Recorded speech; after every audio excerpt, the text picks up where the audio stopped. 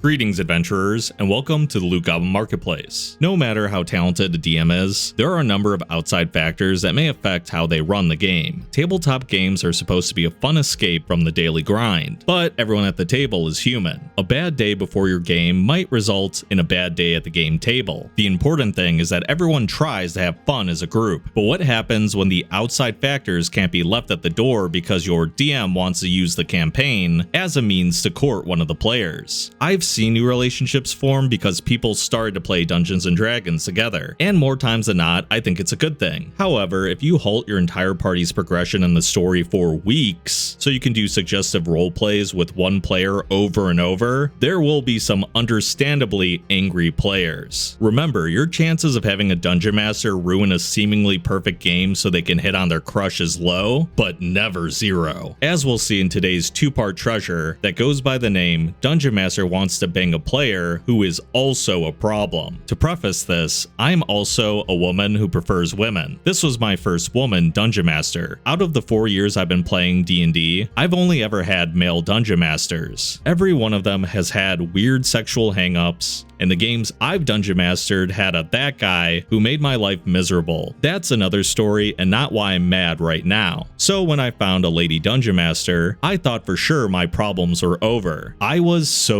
wrong. Alice is a great dungeon master for the most part, and no, this isn't her real name. She's fair with loot, she's engaging, her characters are compelling, and her plot hooks are great. She's got a great sense of humor and is quick-witted. She just desperately wants in this girl's pants. Okay, that's really funny how you worded that. You really hate to see it. They had everything but a little bit of self-control, it seems like. We were playing Dungeons and Dragons 5th edition to start with. When the campaign began, none of us realized she had a crush on Mary, also not her real name. We also had known each other for a few months before from a Discord group we were all in, and wanted to make a D&D campaign. Alice volunteered to be the dungeon master, and we agreed. We grabbed a few more people, and off we were. It took a few sessions for me to realize that things were a little skewed in Mary's favor. She had the best NPC responses, the most interesting encounters, the rich noble character was finding the most gold, and at this point, we hadn't come across any merchants, and we weren't getting any items either. I'd seen favoritism before, and honestly, it didn't bother me. I can work around not having any loot. As long as my character has money for rations, she can sleep in a stable, it was fine. Then I get the message from the dungeon master saying, hey, Mary is gonna split from the party. It was like session 4 at this point, and we just had a session the day before. I said cool and found out from another player that they were going to have private sessions every night for like 2 weeks, skipping our regular game night until this was resolved. So I asked to listen in on this. They were cool with it. It was... wow. Mary's character was hit on by nearly every male NPC and a few lady NPCs. There was action, romance, and a forced marriage. Yes, forced by magic. And suddenly the PC had found a man who would never ever desert her. Loved her for all she was, a passionate man who yielded to her desires, etc. I have to admit I was excited for my character's arc. I've never had a dungeon master pay this much attention to me before, and was excited at the prospect of having my character thought of so much. Nope. I asked who was going to get solo sections next, and Alice said, oh, I won't be doing this with everyone else. It would be weird. I was confused, so I asked what she meant by weird. She confessed that they were role-playing the smut parts when their verbal sessions were over, and she didn't want to do that with anyone else. I mean, I guess that's better than doing it in public. It was then that it dawned on me that Alice had a thing for Mary. I'll admit, I was pretty upset. I felt slighted, but after a talk with my partner, I realized that in the end, it's just a game. And if both parties are willing, it was fine, as long as things didn't start getting unfair. Yeah, I'd agree that's totally fair. Obviously though, they're already skipping sessions to do these private sessions with Mary, so it is already unfair. And she even says so in the next line. Things started to get unfair. The sessions became the two of them speaking about 80% of the time. The paladin actually tunes out the game unless he's being spoken to directly. The barbarian left the game because she wasn't getting to speak ever, and myself and the warlock mostly just interjected when we could. The warlock went to the city she was from, and she also didn't get a solo session, and actually had to ask questions out loud whenever anyone asked her a question like, I don't know Alice, do I know that? So far, Mary has had a 2-week solo session complete with an all-new cast of characters the Dungeon Master admits the rest of us will never meet, a month-long solo session for her second character, complete with fleshed out politics, a full cast of NPCs that we only met like 3 of, her her first character is the only one who can get us out of certain situations, and her second character just happened to study the exact thing that we're looking for in a world where no one else knows anything about it, not even the characters, and she's like 17, so she's really smart. Plus, pages on pages of information. She complained once the Dungeon Master gave her 14 pages of backstory about the city we were in. When we went to the city I was from, I got half sentences as we went along and no solo sessions. And only she had solutions for very specific puzzles, Alice crafts that need a spell only Mary has. You might be thinking, okay, so what has Mary done? Well, we were in a city full of creatures none of us knew, not even the paladin, who was from this area, but he was the only one who could speak Infernal, so he was our translator. Alice still targeted every question towards Mary. What's Mary doing? What's she feeling? What's her reaction? And finally, Mary said, I'm tired of being the only one who has to do everything. Alice said fair enough, and had the paladin deal with things. After about 15 minutes of them going back and forth, Mary finally pipes up, well, I'm just gonna go to bed if I'm not doing anything, and leaves the call. It was about 6 p.m., not bedtime at all. Alice says she'll see what's up and leave the call. We wait, and 10 minutes later, Alice pops back in. Yeah, she's tired and she's not doing anything. She feels like she's wasting time. She's gonna cool off and then come back. Cool off from what? We were like, okay. After that, anytime Mary wasn't in the spotlight, she'd leave the call, saying she was wasting time. Call me when it's my turn. The rest of us were pretty damn patient when it came to her and Alice. So this infuriates me. It's an ongoing thing. Anytime Alice tries to deviate from her, she throws a tantrum for wasting her time, and Alice has to go and get her. This isn't even mentioning the weird comments they make towards one another during the game. Alice has tried to get Mary to be her little, like a daddy dom little girl dynamic, and Mary isn't interested in that. She's got a boyfriend. Her boyfriend doesn't mind the smut, but the dynamic is a no. I know this because our characters were talking at the breakfast table, and Alice all of a sudden started talking about it out of nowhere. Mary said, can we talk about this afterwards? Our characters were talking. Alice said, oh right, and they went back to the two of them RPing. I've put up with Dungeon Masters showing favoritism before, but this is the longest campaign I've ever been in. I had no idea it got worse. Yeah, whatever you're talking about from previous campaigns is probably a fraction of whatever's going on here. I wouldn't even call this favoritism because that would imply that you guys get any amount of attention at all. They get 99% of the screen time, and when they're not getting a focus, they throw a tantrum, and suddenly the Dungeon Master has to stop everything to basically turn the campaign back into the Mary show. I get that the Dungeon Master's into Mary and they're trying to please them, but this person comes off as really off-putting. I've seen bad players be enabled by a Dungeon Master that's dating them. I get that Mary says that they're not into what's going on, but they're clearly playing into it. I actually do believe a little bit that they're not interested in a relationship, but they have to love the attention because they're throwing a tantrum whenever they don't get it. Now we'll get into the second part of the story, which is the update. Hey kid, want to try some gamer subs? You can now get free samples anywhere in the world and try the most delicious 0-calorie energy powder in the game when you use code LootGoblin. Each sample sent out gets me one step closer to my quest to get a flavor that tastes suspiciously like Dr. Pepper. If you end up liking those free samples and want to purchase some gamer subs, make sure to use the link in the description or use my code to get 10% off your entire order. Okay, now that things have cooled down a bit, here's an update to my previous post. So one thing I failed to mention during my last story is we're all in the same area roundabout, but we're doing Discord calls because of COVID. Mary did not feel comfortable with us knowing where she lived quite yet, since she lives with her younger siblings and parents. We usually met at Alice's place, or my place. This is important. To pick up where I left off, Mary had started getting really testy during Discord calls, and giving us whiplash. I asked the Warlock if they noticed the same thing, and they did. I wasn't completely nuts. I confided in them that I felt a little upset that Mary was getting so much attention, and Alice was neglecting the rest of us a bit. They agreed, and we ended the conversation with some inane chatter about unrelated things. The very next day was a session, and everything seemed mostly fine. Mary was in a good mood, Alice wasn't being overly flirty with her, and we were continuing our mission. We begin, and the first thing out of Alice's mouth is, since someone seems to think that I talk to Mary too much, how about we talk to the Paladin? So they effing snitched. Yeah, not cool, Warlock. Things got a little more tense after that. My characters were coming up empty on rolls from 18s and at 20s, where as usual, Mary was gleaning a ton of information at 11s and 12s. After posting this story and speaking to my partner, I decided that I should leave the campaign campaign. Now, contrary to what I said before, my character was actually pretty entwined in the story, and I wanted a clean break for everyone else. So I made a plan to speak with Alice about things, to tell her why I was leaving, and to work things out without killing my characters, since killing my characters would essentially kill the mission, with the way that she made player deaths work. Before I could talk to Alice, I got a long, and I mean very long, text message from Mary, essentially saying she was tired of the way Alice had not been only treating her, but her friends, and she was cutting her out of her life. She wanted to stay friends with the rest of the D&D group, but she was leaving the campaign because Alice had begun making her incredibly uncomfortable, and nothing she did was shaking her off her trail. She noticed that Alice was focusing on her in a major way, and had tried to point out to Alice that what she was doing wasn't fair. When that didn't work, she started being bratty during games to show Alice that she wasn't all that great. I was like, alright?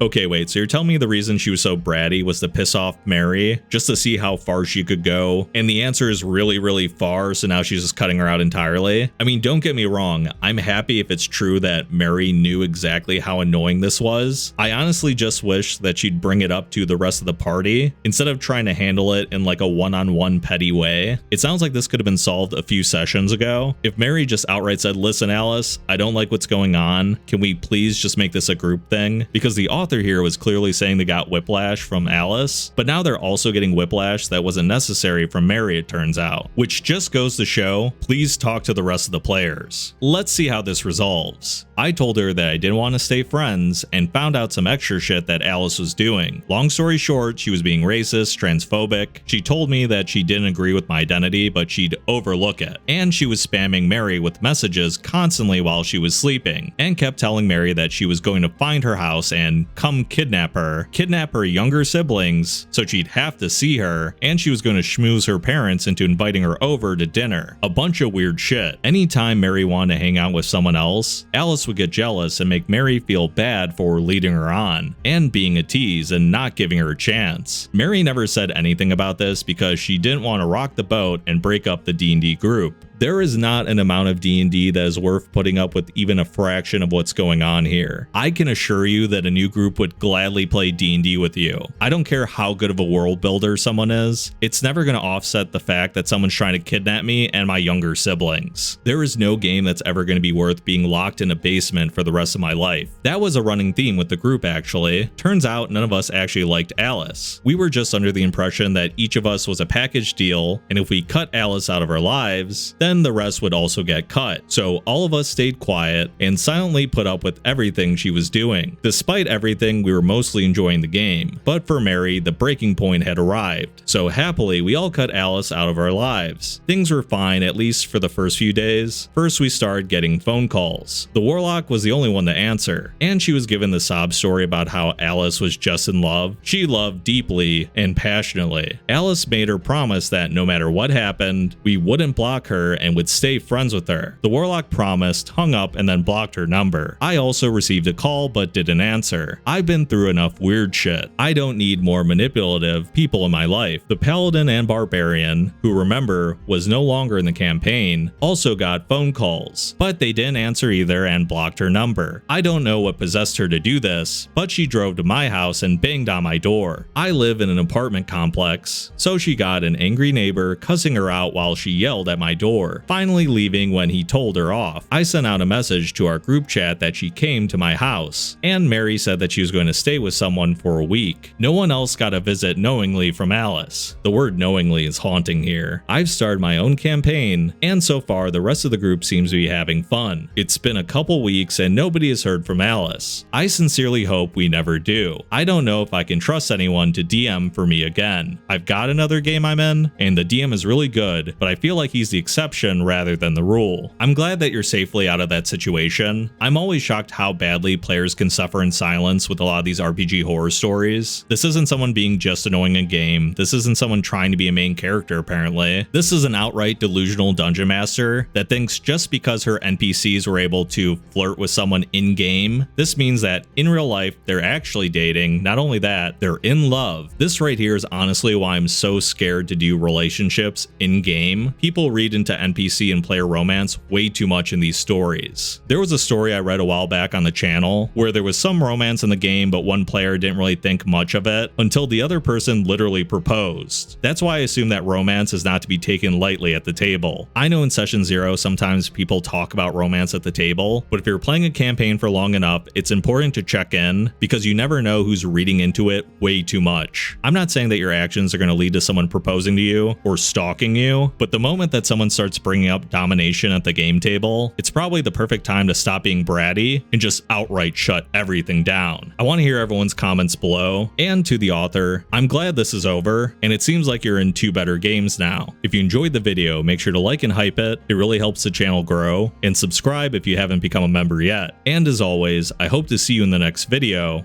Farewell for now.